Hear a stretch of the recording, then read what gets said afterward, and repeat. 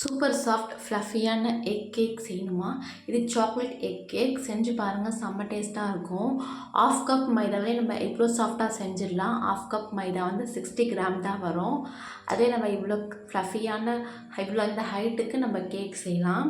இது chocolate egg cake செஞ்சு பாருங்கள், செம்ம டேஸ்ட்டாக இருந்துச்சு. வெரி சாஃப்ட் எக் கேக் எப்படி செய்கிறதுன்னு பார்க்கலாம் வாங்க. ஃபஸ்ட்டு வந்து மோல்டில் க்ரீஸ் பண்ணி நம்ம எடுத்து வச்சுக்கலாம். அப்புறம் 1/2 கப் மைதா வந்து நான் நாகா மைதா லெவல் பண்ணி எடுத்துக்கிறேன்.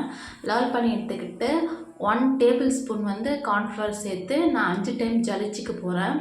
5 டைம் ஜலிச்சிக்கிட்டதுக்கு அப்புறமேட்டு நல்லா ஜலிக்கணும். நல்லா ஜலிச்சிக்கோங்க 5 டைமு. ஃபஸ்ட் டைம், இது செகண்ட் டைம், இது தேர்ட் டைம், இது ஃபோர்த் டைம், 5th டைம்னு 5 வாட்டி நல்லா ஜலிச்சு எடுத்துக்கலாம். ஜலிச்சு எடுத்துட்டு அப்போ இந்த ஏரியாவை நல்லா க்ளீன் பண்ணிவிட்டு அப்புறம் வந்து 10 மினிட்ஸ் ப்ரீ ஹீட் போட்டு எல்லோ யாக்கையும் ஒயிட் யாக்கையும் செப்பரேட் பண்ணிக்கிட்டேன். இது எல்லோ யாக் ஒயிட் யாக்கையை வந்து நீ எப்படி எடுக்கலாம்னு சொல்லிட்டு நான் டிப்ஸ் கொடுத்துருக்கேன் பாருங்கள். இந்த மாதிரி வந்து 3 விதமாக நீங்கள் எடுத்துக்கலாம். கையிலையும் எடுத்துக்கலாம், ஸ்பூன்லேயும் எடுத்துக்கலாம். அப்படி இல்லைனா நீங்கள் வந்து அப்படியே முட்டையில் அந்த ஓடை வச்சு யூஸ் பண்ணிக்கலாம். அது இல்லாமல் 4th வந்து அந்த நம்மளோட பாட்டில் இருக்குல்ல, எம்டி பாட்டில் வச்சு அமுத்தி எடுத்திங்கன்னா அப்படியும் எல்லோ யாக் எடுக்கலாம். இந்த மாதிரி செப்பரேட் பண்ணி எடுத்ததுக்கப்புறமேட்டு ஒயிட்டில் வந்து நல்லா பீட் பண்ணிக்கிறேன். 1/2 டேபிள் ஸ்பூன் வந்து லெமன் ஜூஸ் வச்சுருந்தேன், அதை வந்து மிக்ஸ் பண்ணி நல்லா பீட் பண்ணி எடுத்துக்கிறேன். அப்புறம் 3/4 cup plus 2 table spoon sugar வந்து பவுடர் சுகர் நான் எடுத்துருக்கேன். நீங்கள் 1 கப் சுகர் நார்மலாக பவுடர் பண்ணாமல் கூட எடுத்துக்கலாம். 3 டைம்ஸ் வந்து நான் பவுடர் சுகரை கொஞ்சம் கொஞ்சமாக ஆட் பண்ணி பீட் பண்ணி எடுத்துக்கிறேன். நல்லா ஸ்டிஃப் பீக் வர வரைக்கும் கொஞ்சம் கொஞ்சமாக இன்க்ரீஸ் பண்ணிக்கலாம் ஸ்பீடை. கொஞ்ச நேரத்துலேயே ஒரு 2 or 3 மினிட்ஸ்லேயே ஸ்டிஃப் பீக் வந்துடும். வந்ததுக்கு அப்புறமேட்டு வந்து பாருங்கள், ஸ்டிஃப் பீக் வந்துடுச்சு. இப்போ வந்து எல்லோ யாக் சேர்த்துக்கலாம். நல்லா இது ஒரு பிஞ்ச் அளவு வந்து சால்ட் சேர்த்துக்கிட்டு நம்ம நல்லா கரைச்சிட்டு இதில் ஆட் பண்ணிக்கலாம். 1 by 1 லைட்டாக ஒரு ஸ்பீடில் தான் ஆட் பண்ணணும். பீட் பண்ணால் ரொம்ப பீட் பண்ணுறக்கூடாது, அதோட ஃப்ளஃபினஸ் உடஞ்சிடும். ஸோ வந்து 1 by 1 நான் வந்து இப்போ வந்து மைதா மாவு ஜலிச்சு வச்சுருந்த கேக் ஃப்ளோரை வந்து 1 by 1 நான் ஆட் பண்ணிக்கிறேன். கேக் செய்ய நம்மளுக்கே ஒரு கான்ஃபிடென்ட் வந்துடும். ஓகே, நம்ம ஃபுல்லாகவே ஆட் பண்ணிக்கலாம், அப்படி இல்லை பாதி ஆட் பண்ணிக்கலாம்னு சொல்லிட்டு நான் ஸ்பீடு எல்லாமே நமக்கு வந்துடும். அது எப்படி உடைக்காமல் நம்ம வந்து அந்த கேக்கை வந்து அந்த ஃப்ளோரை ஆட் பண்ணலாம், மிக்ஸ் பண்ணலான்ற அந்த இது வந்து எக்ஸ்பீரியன்ஸ் நம்மளுக்கு கிடச்சிரும். கொஞ்சம் கொஞ்சமாக ஆட் பண்ணுறேன். நான் வந்து ஃபுல்லாகவே ஆட் பண்ணிப்பேன்.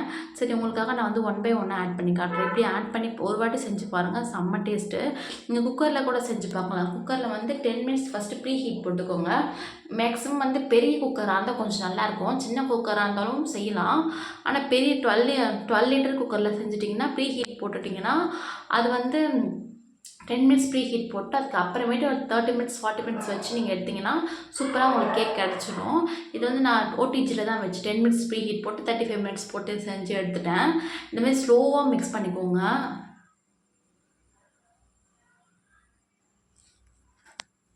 ஸ்லோவாக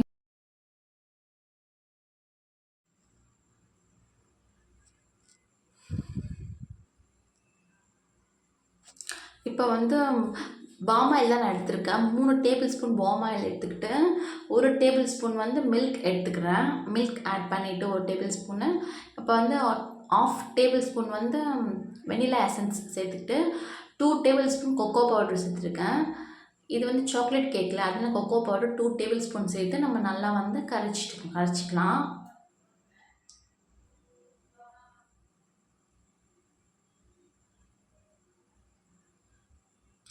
நல்லா இந்த மாதிரி கரைச்சிக்கிட்டு சும்மா கொஞ்சம் லிட்டில் பைட் வந்து கொஞ்சமாக அந்த கேக் ஃப்ளோரை எடுத்து நம்ம இதில் ஆட் பண்ணிக்கலாம்.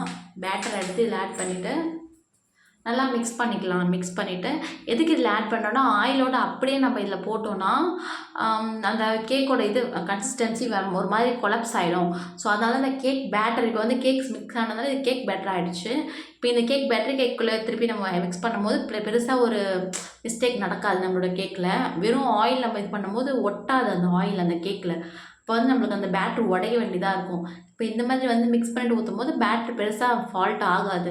ஸோ வந்து ஸ்லோவாக இது ரொம்ப ஸ்லோவாகவே எல்லாத்தையும் ரொம்ப ஸ்லோவாகவே மிக்ஸ் பண்ணி நான் எடுத்திருக்கேன்.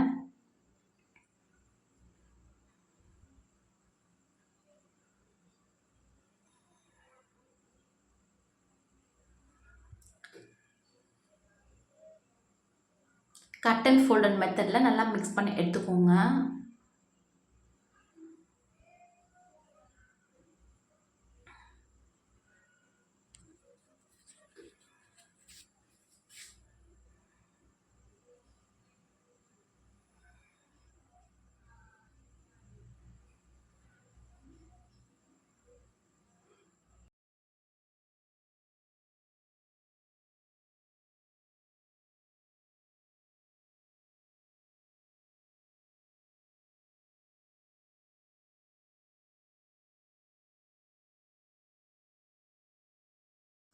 இப்போ மோல்டில் செட் பண்ணிக்கலாம்.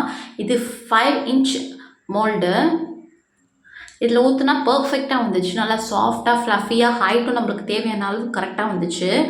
நீங்கள் டபுள் 2 டயர் செய்யணுன்னா இந்த 5 இன்ச் டின்லேயே கொஞ்சம் ஊற்றிக்கிட்டு ஒரு சின்ன ஸ்கொயர் 2 டயர் செய்யணும்னு நினச்சிங்கன்னா 5 இன்ச் டின்லேயே கொஞ்சம் அளவு நல்லா ஊற்றிட்டு அப்புறம் அந்த ஸ்கொயர் ஷேப்பில் உள்ள டீ கப் அந்த மாதிரி எடுத்து அதில் கொஞ்சம் ஊற்றிக்கிட்டா 2 டயர் சூப்பராக செய்யலாம். நீங்கள் நல்லா உங்களுக்கு 2 டயர் கேக் கிடச்சி. சாக்லேட் ஸ்பாஞ்ச் கேக் எவ்வளோ ஸ்பாஞ்சியாக இருக்குது பாருங்கள். நல்லா மேலே வரைக்கும் வந்துடுச்சு. லைட்டாக வந்து என்னோடய செல்ஃபி ஸ்டிக் பண்ணுறதுனால டேமேஜ் ஆகிடுச்சு இந்த சைடில், வேறு எதுவும் இல்லை.